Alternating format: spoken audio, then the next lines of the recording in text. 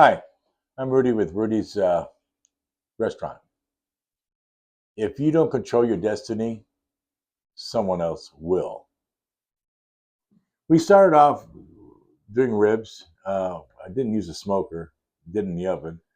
Um, we did baby back ribs. No, we did St. Louis and what was the other one, Gina? Spare ribs. Spare ribs. Uh, I forget stuff, okay? That's my memory bank, my wife.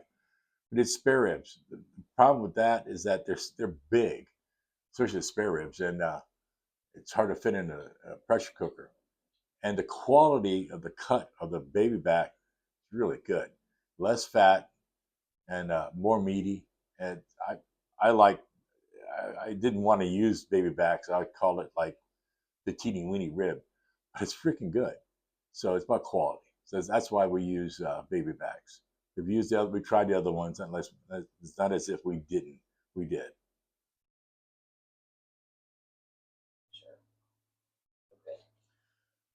Okay, folks. This time around, we're going to do baby back ribs.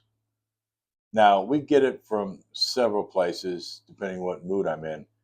But the best place to get you baby back ribs that doesn't have the membrane in the back is from Costco. I don't like Costco, but you don't cut off nose to spite your face. So remember, there, they have some great meats. They really do. The ribs, baby back ribs, hands down. I don't have to trim. Very once in a while, I got to trim, and I don't have to pull off the membrane. Saves me time. The price wise, they're competitive. Uh, they're not outrageous. So if you're gonna buy baby back ribs for yourself or your business or your restaurant, I would suggest Costco. And I can't believe I'm promoting these people, but anyways, the food is good. That's all I gotta say. It's about quality food. All right, now you got to remove if you get ribs that has a membrane, you have to remove the membrane by this. There's a large size of a rib, right? When you flip it upside down where the membrane's at, there's a small side. You go to the small side with your blade, you'll see it on the video, and you actually put it in between the bone, right between the bone, lift up, have your blade switched, have your cutting portion of the blade to your right. If it's to if it's to your right, your cutting blade should be to your right. Just you slice it real quick. That gives you a start on being able to pull the membrane. You have to use. You don't have to, but I strongly suggest you use paper towel to remove it. It's very slippery. You'll see me remove it pretty quick. I mean, I, when I'm showing these videos, I'm actually preparing food for our customers. I mean, it's not like, oh, I'm going to put a rib out here. Watch this. No, we're actually producing food. Now, it's only me and my wife in this restaurant. That's it. We don't hire anybody, so we're limited on time on you know and product. What kind of products we can sell? Just to let you know that it's only two of us. There's only one cook. That's me. But anyways, so removing the membrane, make sure you remove it. If you leave a little spot on there, the world's not going to end. Don't freak out. Anal retentive. You just remove it. Remove it. If it becomes too difficult, it's a little piece there. Don't worry about it. Now, you'll see. I won't season. You see it watching the video. I don't season the backside of the ribs where the membrane is. Why? Probably because there's no meat back there. It's basically bone. Okay, what you want to do is you want to keep it clear so the smoke, as it's smoking, smoke the bottom of that thing and seep in there. Okay, I do the top, and it's all I need to do. Now, if you want to do both, good, waste your money and do the bottom of that thing. It's a waste. It all falls off. Okay, but anyways, uh, that's the reason why I don't do the backside. And what happens now is when I take the ribs and put it in a pressure cooker, which you'll see in the video, that's where you cook it, and that's where all the flavor gets mixed in with all the meat. Because for 20 minutes, that thing is just pressurizing it. Okay, and I don't cook on the smoker. I cook on the pressure cooker to finish the meat. Okay, now cutting the meat ribs after I smoke. After I smoke, I cut it in quarters, approximately 3 ribs. Sometimes those ribs will be, 13 ribs, and normally it's around 12 to 13. So you cut them in quarters. 3 ribs is a minimum. Three. Sometimes I'll get 4. Sometimes I'll get 5. No big deal. The world's not going to end. I smoke it at 165 to 180 degrees in the winter. Preferably, I like to do it in the summer when it's 100 degrees or 90 degrees outside. Your smoker goes, sorry, I'm going to run about 190, maybe 200. So in the summertime, you might want to reduce your smoking time, because if you keep it at 200 degrees or 225, which is 225 is what the pros say you need to do it at. Okay, what happens is that you're limited on time of smoking. If not, you're going to burn it. The bottom side of it's going to be burnt. You don't want to do that. So 165 in the summertime, just reduce your time from 4 hours. I'd go 4 hours right now in the winter. Sometimes I slip into 5 hours. But what you want to do is you don't want to burn it. You want to smoke it, okay? And anyways, so let's move on from that. And I got a little notes here because I can't remember a damn thing. I know how to do it, but I have to write this stuff out. Okay. Let's see. You actually cook it in the pressure cooker for 20 minutes. Now the pros, no disrespect to the professionals who do competition, these guys are good, men and women. They cook it different than I do. I don't, cook it in the smoker. They have their own unique ways of doing it. The way I do it is the same way, different, same result, different way. Now, they say when you bite into a rib, it should leave your teeth marks on it and not be difficult to pull off the bone. That's perfect, okay, in competition. I'm not a competitor. Now, I could do that the way at 20 minutes, it falls off the bone. Now, if I wanted to compete, I could use the pressure cooker and reduce the time probably by 50% or more. So just to let you know, this it depends on what your customers like. And no one has complained in 11 years. Let me say it again. No one's complained at all about it being too tender. Now, so if it ain't broke, don't fix it. Now, what you can do is after you pressure cook it, when you put the stuff in the pressure cooker, you put the ribs in the pressure cooker. You actually you only put about 1 inch of water, that much, okay? Don't fill it up to the top. You'll have some problems. But put 1 inch and add a little apple juice to it. You've seen videos where they're spraying their ribs with apple juice. Keep it simple, stupid. Add a little bit in there, and then go ahead and put your ribs in. 20 minutes. Have a nice day. Now, after it's smoked, after it's cooked in the pressure cooker, you pull them out, which you'll see in the video, and then you put it in a container, put it in the fridge. Now, to serve it, you put them. We actually put it in warmers, okay, steamers. But and we add a little bit of the apple juice in the steamer. I mean, not apple juice, but the drippings from the ribs. The drippings from the ribs or the broth goes into your warmer. All right, and then when you serve it, it's nice and moist and it has its own juices in the rib. You don't want to submerge it in there, but you just want it in there. Okay. Now, when you go to serve, someone says, "I want some ribs." So I pull out a half rack. You'll see in the video that I actually put barbecue sauce on it, and then I put more rub, sprinkle a little rub on it, and it gives it. That way, it doesn't lose its. You want to enhance the flavor. You don't dump a bunch of stuff on there. Just enough barbecue sauce, just enough to shine.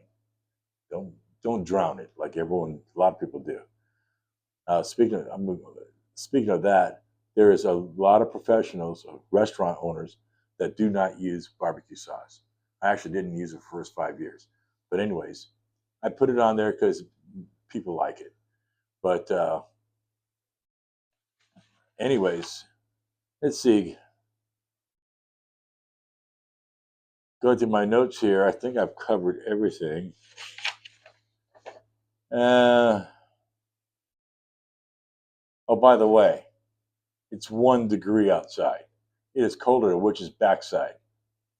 So after I get down here, I've got a snowplow, and there's snow all over the place. By the way, if you didn't notice, we're in the great state of Montana. Been here about 22 years. My wife is from Montana. I'm from Hawaii. What are you doing in Montana? Freedom. Okay, I like it here.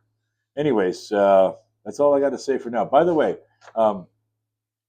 if you can't control your destiny, someone else will. Okay, now we're going to go to the kitchen.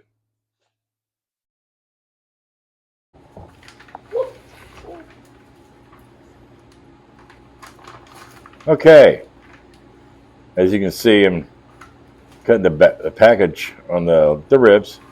They normally come in a 3-pack. You can buy them individually, but if you're going to cook for a restaurant, if you have your own business, or you're working for a restaurant, you buy it by the 3-pack. I like to get all the ribs out of there, keep my area fairly clean, so that I can operate without spilling blood and everything else all over the floor or the table itself. Now, off to my far left, you can see there by the little wash sink, that's chicken fried steak. So when we get busy, we get busy. And this is winter, so we're not as busy as we're in the summer.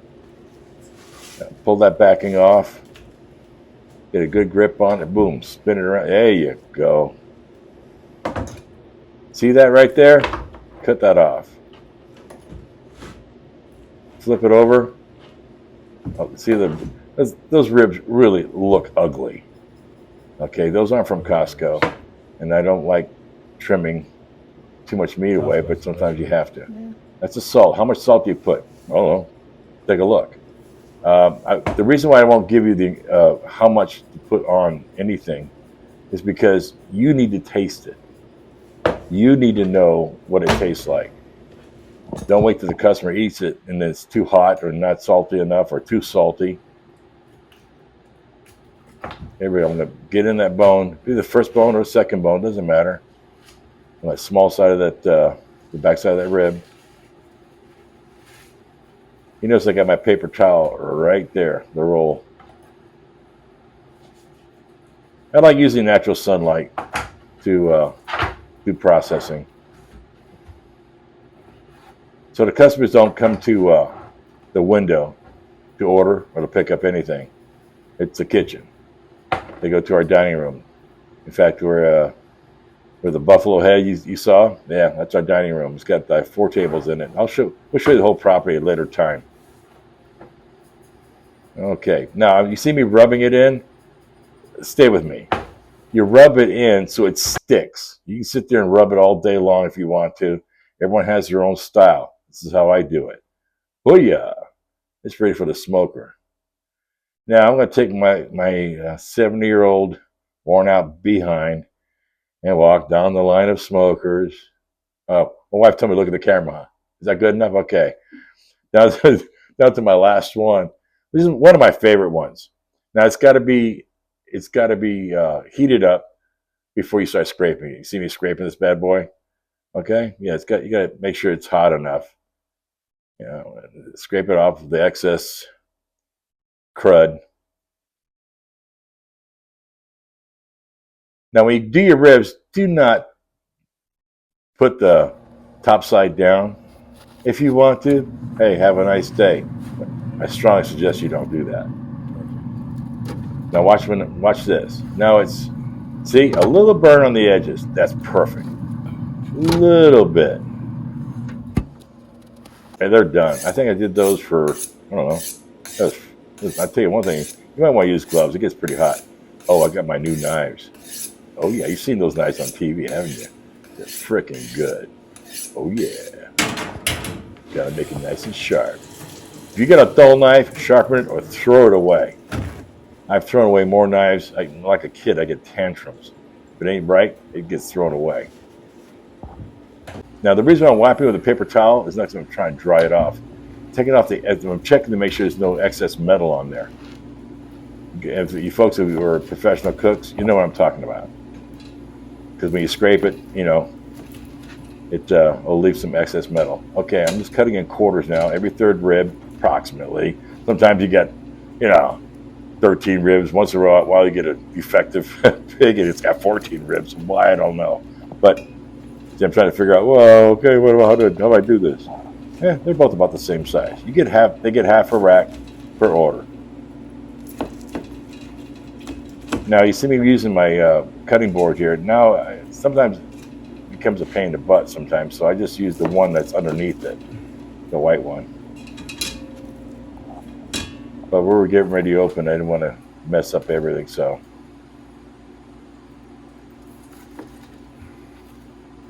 Yeah. Now you can start from either end, as long as all the pieces you cut are approximately the same size. You want a customer who's paying for half a rack to get half a rack.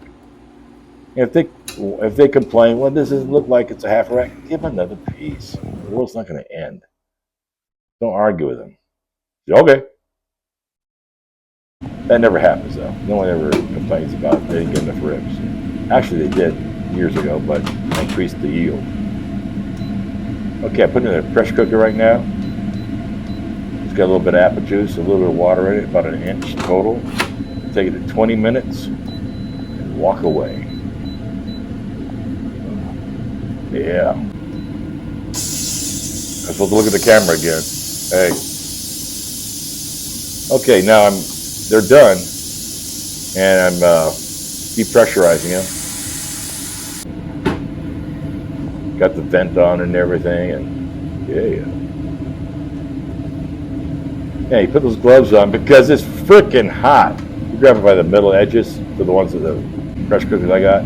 Just dump it in the container, and then later on I'll put them in order. Now this is for an example of what I do to serve some ribs. It's just put some sauce on it. Don't bury it in the sauce. What did you put in it right there in the edge? Don't worry about it. It's fine. I just put on rub, so because it keeps the flavor in there.